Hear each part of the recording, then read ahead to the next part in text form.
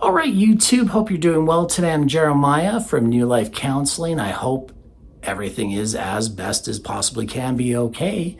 Hey, you know what? Last time we talked about intentional breathing. Now, there are so many different kinds of breathing out there, all right? So many to where you're like, oh yeah, I already know this. Well, great. Then save yourself some time, stop watching this video and have a good day wherever you're at. However, if you want to see what maybe a different technique is, and a technique that actually I personally apply with, and I also support clients through and stuff like that, go for it. Now, I want you to know this is something that even if I do bring it up or talk about it in therapy, I take like 5-10 minutes and that's it. I don't want to waste your time, all right? Especially if this is out of your own pocket. So I'm just sharing this with you, all right? That if you can apply this, man, this is something that you can take with you and you can help yourself to fill, as we talked about in the other video, your brain balloon. Okay, we got to fill that brain balloon so we're not just being affected by our limbic emotional system with the amygdala and its fight, freeze, or whatever are the variations that are out there right now. Those are the three common ones, even though there are more out there. That being said, all right, it's so important to do deep intentional breathing. Now, there's a couple of them out there, but the one I'm going to share with you today is simply this. It is called 5-5-7. It's like a dance. 5-5-7. All right, I know. Don't quit my day job, as they would say, right? So that being said, what are we talking about? Well, why, first of all, why is it 5-5 and then a different number? Simply this, just basic human body abilities within our physiology of how we're made. Breathing in for 5 seconds through our nose. Okay, then what we do is we hold our breath for 5 seconds. Then what we want to do is we then release through our mouth, and my preference is pierced lips with sound effects. Now, if you're in public, you know, obviously you don't want to be doing this. People might kind of be looking at you a little like, oh, are they okay? You know, might be a little bit awkward. Okay, so it's okay. You can do it quietly, or you can do it with sound, which I'll be doing in this video today.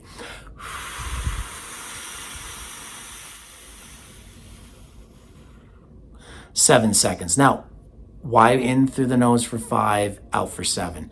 Well, the main thing is simply this. Physiologically, we get less oxygen in and we can get more of the carbon monoxide out. Okay, so I'll even just show you.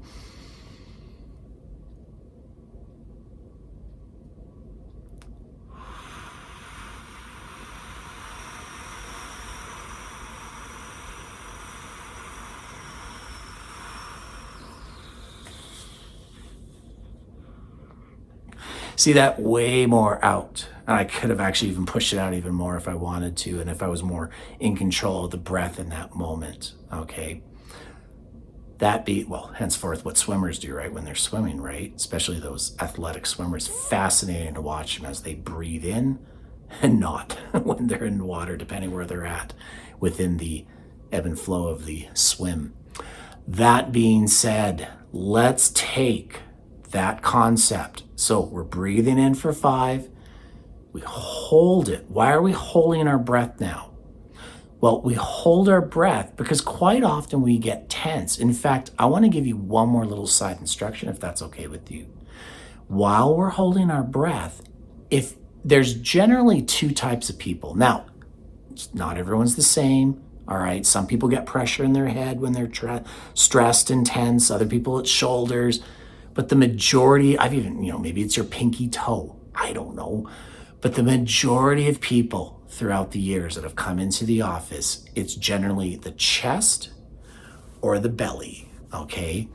And so Wherever that is in your body where it gets really, when you're like, oh, I'm really nervous, or oh, I'm so stressed, oh, I'm so angry, wherever those things are, if you've never looked into yourself in those moments, think about it for a moment. If you got to pause the video even, think about it. Where do I get tenseness most in my body? The most common, at least that has come into my office though, is generally the chest. So I'm going to focus on the chest today. So when we're holding our breath, we tighten our chest up at the same time as well. So we tighten it. And then when we breathe out, not only are we breathing out the carbon monoxide, but we're also relaxing our chest. So it's like a tight release, which can help us physiologically to be able to relax our body, not just filling our brain balloon and getting good, healthy, solid oxygen within our brain to help connect between our logic and our emotion part of our body, but it also helps us to be able to also physiologically relax our body. Man, that is a win-win-win. I don't know about you.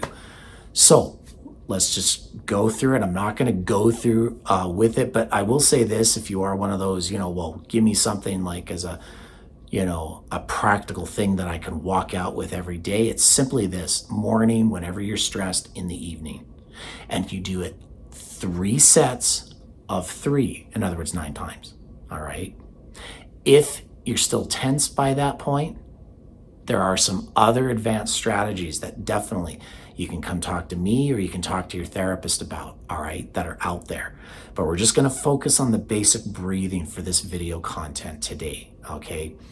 That being said, again, we're going to breathe 5 seconds, hold our breath, tense in our chest or stomach or shoulders, wherever your tense part of your body is.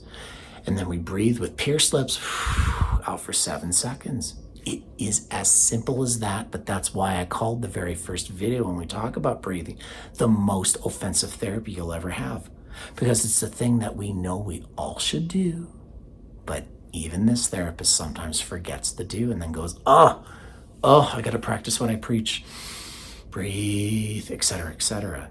All right, so that way we connect the positive oxygen, that reconnect the emotion system with our thinking to be thinking, or what I like to call wise and caring, and having our body relaxed and calm. So let's do it real quickly here, and you can just repeat this and watch it again, okay? This is why I don't spend forever doing this. I actually, I've known people who are like, man, they'll spend like hours, session upon session, doing deep breathing. I'm personally not going to waste your time with that, because I think you can do this on your own. Are you ready? Let's do it. Hold your breath. Tighten that chest up. Breathe out. Pushing all the oxygen out. All right, I'm going to do it without saying anything.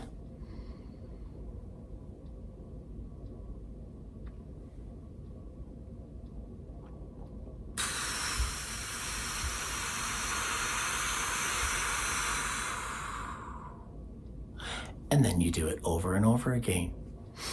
Breathing in for 5 seconds, holding your breath, tightening your chest for 5 seconds, or belly or shoulders or wherever, and then pierced lips, breathing out, pushing all the oxygen out.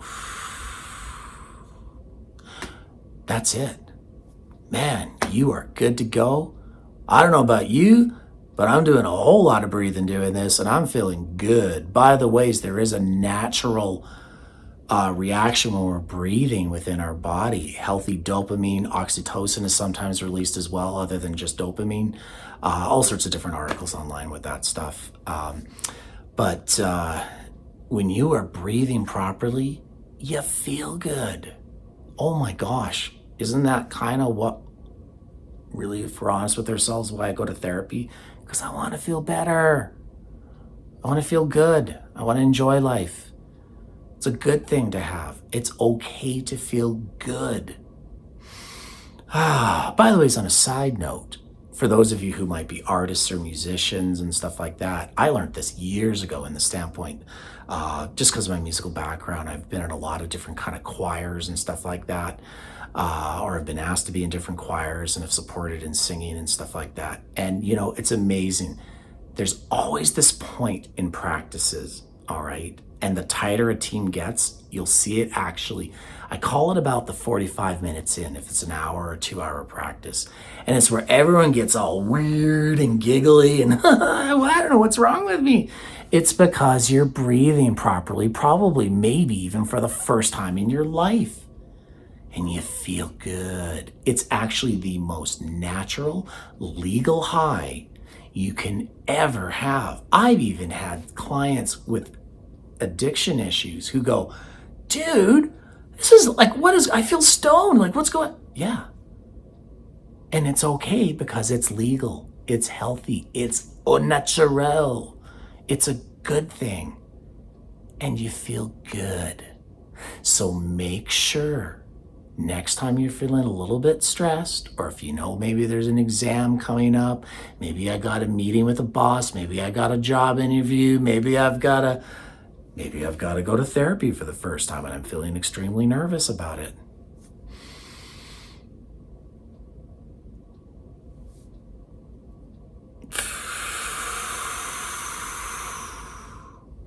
Do some deep breathing. 3 sets. Do another 3. Do another 3. 9 times. Okay. Now, for those of you who would like to be a little more specific, in between those 3 sets, you can always do what's called a cleansing breath. Nothing wrong with that either. It's just a quick breath. All right. That's it, I think. We're good. I'm like flying pretty high here naturally. I'm feeling good. Hopefully you are as well, okay? So I want to thank you for taking the time to learn how to fill the brain balloon in one of many different ways, okay? That being said, YouTube, wherever you're at, I hope the rest of wherever you're at goes well, all right? All the best, and I'll catch you later at the next video.